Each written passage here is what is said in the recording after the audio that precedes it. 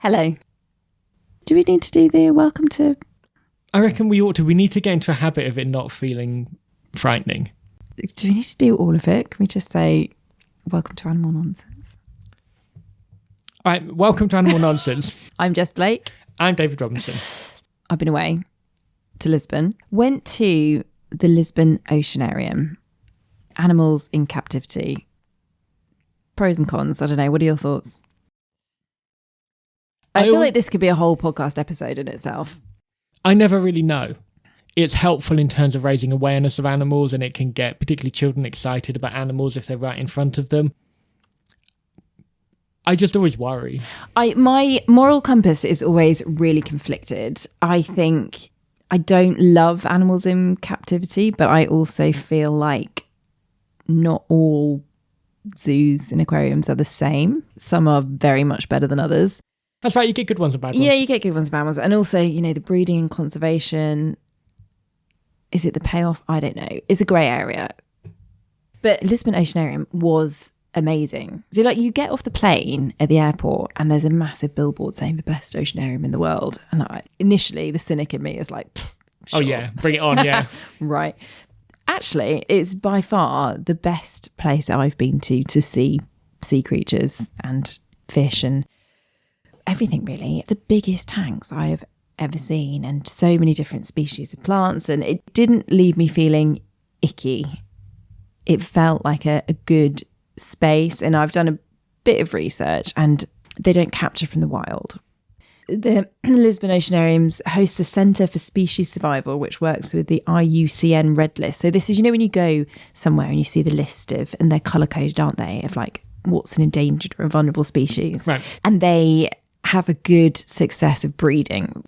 Animals don't breed if they're stressed particularly, do they? So they've even managed to breed a sunfish, which is pretty amazing. And the animal I'm going to talk about was, I can't tell if they were either rescued from Alaska or they're the offspring of the animals that were rescued from Alaska. They've had a long journey from Alaska to Portugal. Well, I think this might be second generation, but they were rescued from like a SeaWorld, or definitely don't condone SeaWorld or any kind of whales or dolphins. This is another thing about animals in captivity is I think like some animals are so much better suited to it than not.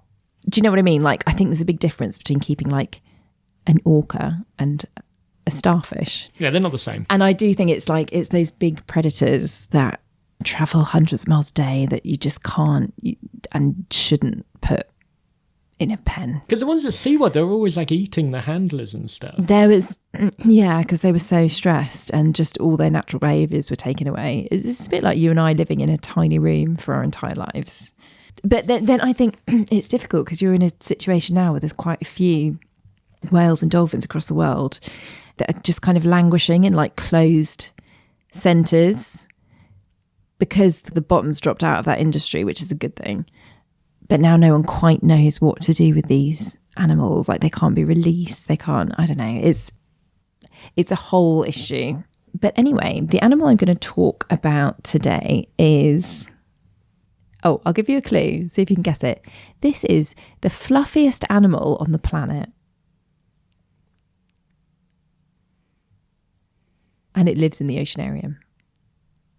It's native to Alaska and Canada and California, weirdly, but mostly colder waters, and also Japan and I think Russia.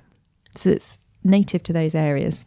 Right. Is it like a sort of Alaskan soft-furred otter or something? It's the sea otter. It's the sea otter. They are the fluffiest animals. So they have over 1 million hairs per square inch. You just want to smush them, don't you? A million? 1 million hairs per square inch. So instead of like blubber to insulate themselves, it's just the fur and then like obviously the air trapped in the fur. And then they spend a lot of time grooming themselves because they need to keep clean, because if they're not clean, they're not watertight. And then they produce like a kind of grease that waterproofs them. It's like they've got their own coat on. Like a wetsuit, really, that traps all of their own body heat in, because it is mostly cold water they live in. They're the same family as skunks, weasels, wolverines and badgers. And I'm going to attempt to pronounce this. Right. They are of the Mustelidae family. I may have said that wrong. That sounds nice. I though. did actually Google how to pronounce it. It's Anyway. elegant sounding. Yeah. It's So really basically, like weasels, badgers. But yeah, so they don't have this blubber. It's the fur that keeps them warm. But they spend a lot of time grooming and grooming each other. Yeah. They must take quite a lot of grooming if they've got a million They hairs take it per square inch. seriously. Yeah, It must be like a day-long job. Now, because they live in quite cold climates, they have a very high metabolic rate. So they need to eat a lot just to maintain their body weight. They mainly eat urchins or crabs, mollusks, mussels, sea cucumbers. So that means they're like a keystone species, because otherwise the urchins would just run wild and destroy the kelp forests.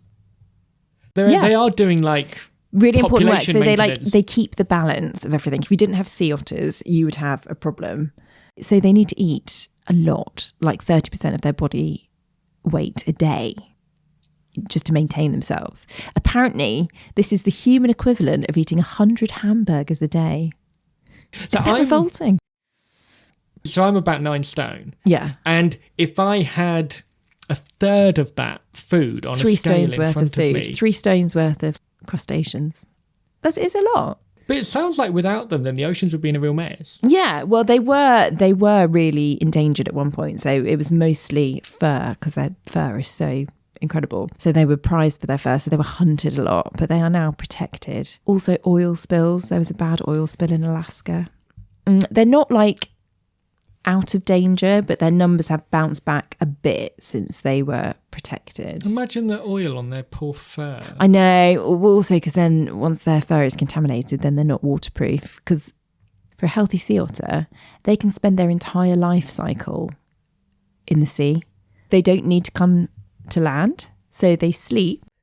This is very sweet. They sleep either like holding hands or they wrap themselves in kelp so they don't float off. And when they're like in a group sleeping, it's called a raft. That's the collective noun. A raft of sea otters. And then they just huddle up and sleep at sea. The biggest raft that anyone's ever recorded was 1,000 sea otters. No, 1,000. 1,000 sea otters. And is this, I mean, I don't know, is it like one big family, or do they just recruit any sea otters that are around to get the numbers up? I don't know. I mean, I guess maybe for like genetic diversity, maybe they kind of move between, or like the males move between different families. I don't know how many, like a female sea otter like pops out. Like, I don't know how big they're... What, how big they are? No, like how many they give birth to at once. So they're one pup at a time, one baby at a time. They give birth at sea, which is wild. They just birth into the water. But obviously the babies can't breathe underwater. So then the babies spend their beginning part of their life just kind of on their mum's tummy. She forms an otter raft for them, and that's their little bed. That's their world. They do this really interesting thing where this is a bit like your disco vampire squid. They can delay, once they're impregnated, once they have an embryo, they can delay the development for a few months, which is, so they have like a kind of, I think it's a 6-month total gestation, but they can delay when the embryo actually starts developing. So like if the conditions are not particularly good, they can just hold off for a while. So they're holding on to the male sea otters. No, it's like a fertilized embryo. Oh, and that's in them. They can literally hit pause. They can just hit pause on development. It's clever, right? They have their babies all through the year, so they don't have like a breeding season as such. Oh wow! So you would get that, like, you know, are you going to have a Christmas baby kind of a thing? They're able to just hit pause and do it when the environment is right or safe or whatever. So they literally need never set foot on land. They sleep at sea. They breed at sea. They give birth at sea. They just live their whole lives at sea. They are one of the few species in the animal kingdom that use tools. Okay, so they get their sea urchin or their crab or whatever it is. They have like a rock that they use. So they'll use their like chest as a table, and then they'll bash the sea anemone or the crab or whatever with a rock to get it, which is very intelligent. There's not very many animals that use tools, but they will use this rock, and they have particular favourite pebbles or rocks that they like tuck into a little pouch. They have like a little skin pouch in their armpit So they store their favourite rock there.